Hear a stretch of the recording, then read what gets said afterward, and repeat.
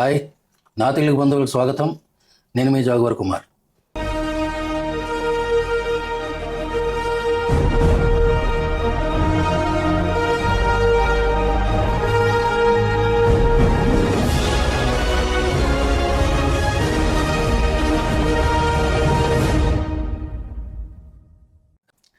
మన సింహాలు మొత్తానికి అక్కడ నుంచి కీవ్ నుంచి ఇప్పుడు సౌత్ ఆఫ్రికాకి వెళ్ళిపోయి, మన సింహాలు రెండింటితో పాటు ఇంకొక సింహాన్ని యాడ్ చేసి ఒక ప్రైడ్ గన్ చేసి సౌత్ ఆఫ్రికాకి పంపించేశారు. సౌత్ ఆఫ్రికాకి వెళ్ళి అక్కడ వీటికి ట్రైనింగ్ ఇస్తారు. 1 సంవత్సరం 2 సంవత్సరాలు ట్రైనింగ్ ఇచ్చి అప్పుడు జంగిల్లో వదిలేస్తారు అనమాట, అడవిలో వదిలేస్తారు. సో ముందు ఈ వీడియో చూడండి. మన సింహాలను ట్రాన్స్ఫర్ చేసేటప్పుడు ఎంత పెద్ద అయిపోయిందో చూడండి. వీడియోను ఫోటోలు పెడుతున్నాను.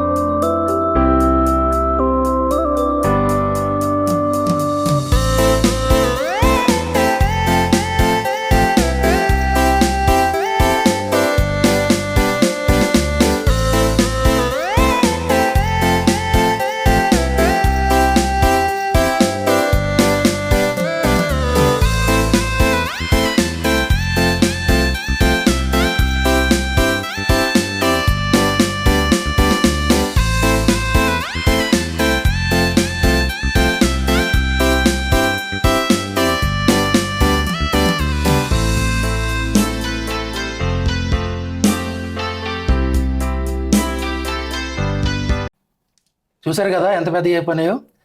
నేను డే 1 తీసుకొచ్చినప్పుడు చెప్పాను అవి పర్మనెంట్గా మన దగ్గర ఉండవని. నా దగ్గర కరెక్ట్గా 1 year 1 month వరకు ఉన్నాయి.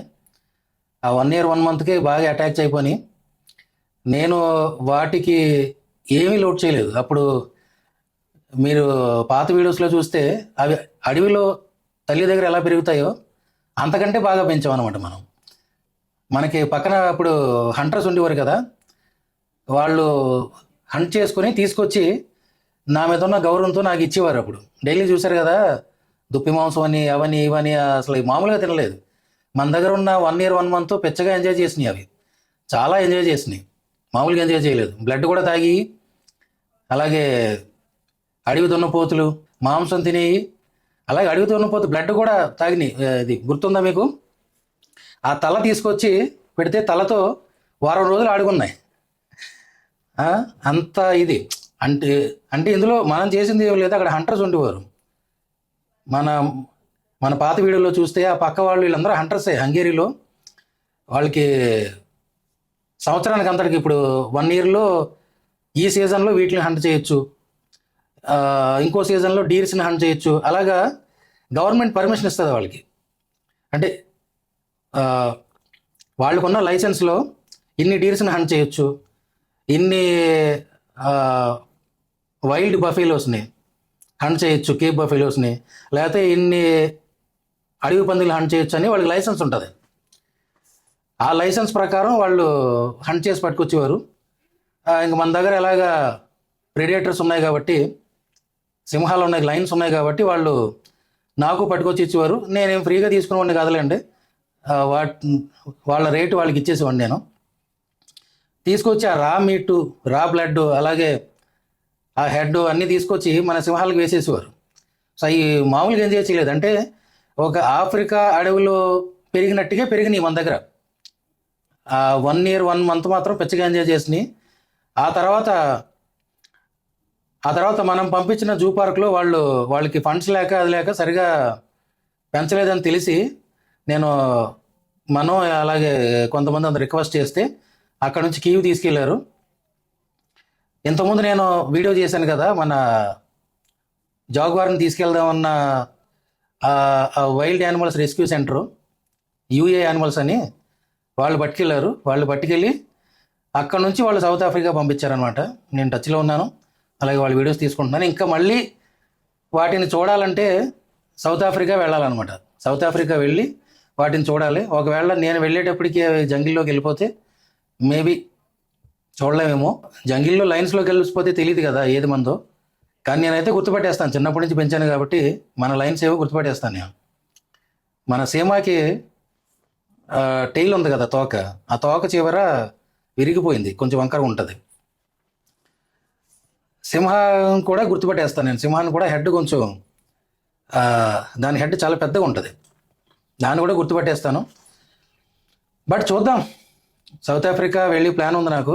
అప్పటికి అవి జంగిల్కి వెళ్ళిపోతే ఏం చేయలేం. కానీ నేను చాలా మొండోండి, ఎలాగోలని వెతికేస్తాను, గ్యారంటీ వెళ్తాను. ఎందుకంటే మన జాగువార్ని సబ్రీనాని కూడా ఇక్కడ నుంచి పట్టుకెళ్ళిపోతే వెతుక్కుండా వెళ్ళిపోయాను నేను. అప్పుడు ఎలాగోలని వాటిని మీట్ అవుతాను ఏదో రోజుని, ఆ హోప్ అయితే ఉంది.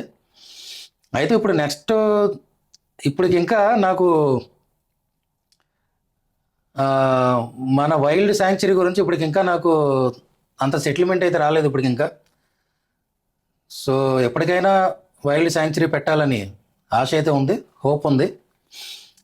అది రష్యాలో పెట్టాలా, లేకపోతే యుక్రెయిన్లో పెట్టాలా, లేకపోతే అర్మేనియాలో పెట్టాలా, ఎక్కడ పెట్టాలా అన్నది కాలం చూపిస్తుంది, కాలం నిర్ణయిస్తుంది అనమాట.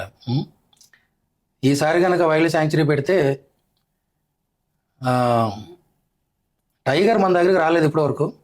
టైగరు, లయన్స్, బ్లాక్ జాగువారు, డాటెడ్ జాగువారు, ఈ 4 స్పీషీస్తో వైల్డ్ శాంక్చురీ స్టార్ట్ చేయలేని ఆశ.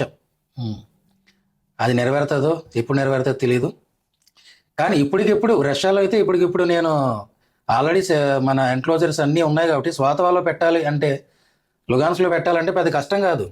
ఈరోజు అనుకుంటే నేను రేపటికల్లా తెచ్చేయగలను. ఎందుకంటే నాకు ఇక్కడ జూ పార్క్స్, ఇక్కడ ఉన్న శాంక్చురీస్ అందరూ ఫ్రెండ్సే నాకు. నేను అడిగితే కప్స్ గ్యారంటీ ఇస్తారు. అంటే ప్రతి వైల్డ్ యానిమల్కి ఒక 4 పిల్లలు పుట్టినాయి అనుకో, 5 పిల్లలు పుట్టినాయి అనుకో, అందులో ఒకదాన్ని గ్యారంటీగా తల్లి సరిగా చూసుకోదు, అవి తల్లి నుంచి వేరైపోతాయి. సో అటువంటి కప్స్ వేరుగా పెంచుతారు. సో అటువంటి కప్స్ తేవడం పెద్ద కష్టం కాదు నాకు. ఇప్పటికిప్పుడు స్టార్ట్ చేయాలంటే స్టార్ట్ చేయగలను. కానీ నేను ఇంకా పూర్తిగా ఫైనాన్షియల్గా పూర్తిగా సెటిల్ అయ్యి ఇంకా వాటిని మనం బాగా పెంచగలం. ఇంతకుముందులాగా మన జాగువార్ని, ప్యాంతర్ని, అలాగే సింహాన్ని అంత ప్రేమగా చూసుకుని, లోటు లేకుండా చూసుకునేలాగా అంత కెపాసిటీ వచ్చిన తర్వాతే తీసుకొద్దామని డిసైడ్ అయ్యాను. అందుకే 24 hours వర్క్ చేస్తున్నాం, బాగా కష్టపడుతున్నాను. త్వరలో మేబీ ఇంకొక 1 year, 1-2 yearsలో మళ్ళీ శాంక్చురీతో మీ ముందుకు వస్తాను. అది సౌత్ ఆఫ్రికా, లేకపోతే రష్యా, ఉక్రెయిన్, లేదంటే అర్మేనియా, కాలం చూపిస్తుంది, అప్పుడు తెలుస్తుంది. బట్ రష్యాలో అయితే ఇప్పుడున్న పరిస్థితుల్లో రష్యాలో పెట్టడం కష్టమే. ఎందుకంటే మళ్ళీ ఇంతకుముందు స్వాతవాల్లో వచ్చిన పరిస్థితి మళ్ళీ రాకూడదు. ఇంత మనం స్టార్ట్ చేసి వాటిని 1 సంవత్సరం పెంచి, 2 సంవత్సరాలు పెంచి, అంత కష్టపడిన తర్వాత మళ్ళీ ఏదో ఒకటి వచ్చి విడిపోవడం జరగకూడదు. అందుకే ఈసారి మనం స్టార్ట్ చేసినప్పుడు ప్రాపర్ ప్లేస్లో స్టార్ట్ చేయాలి. సో అది అప్డేట్. అయితే లయన్స్ అప్డేట్ అడుగుతున్నారు కాబట్టి చాలామంది అడుగుతున్నారు, నాకు మెసేజ్లో అట్లా చాలామంది అడుగుతున్నారు. ఇది లయన్స్ అప్డేటు. ఒకవేళ సౌత్ ఆఫ్రికా నుంచి కూడా ఏమైనా అప్డేట్స్ వస్తే మళ్ళీ పెడతాను. అలాగే యాషా కూడా బాగానే ఉన్నాడు, బాగానే అడ్జస్ట్ అయ్యాడు. త్వరలో నేను బెలారస్ వెళ్ళినప్పుడు యాషాని కలిసినప్పుడు యాషా వీడియోస్ కూడా పెడతాను. ఓకేనా? ఉంటాను మరి. మీ ప్రేమ కోసం తప్పించి మీ జాగువార్ కుమార్. జై జవాన్, జై కిసాన్, భారత్ మాతా కీ జై, జై హింద్. బాయ్.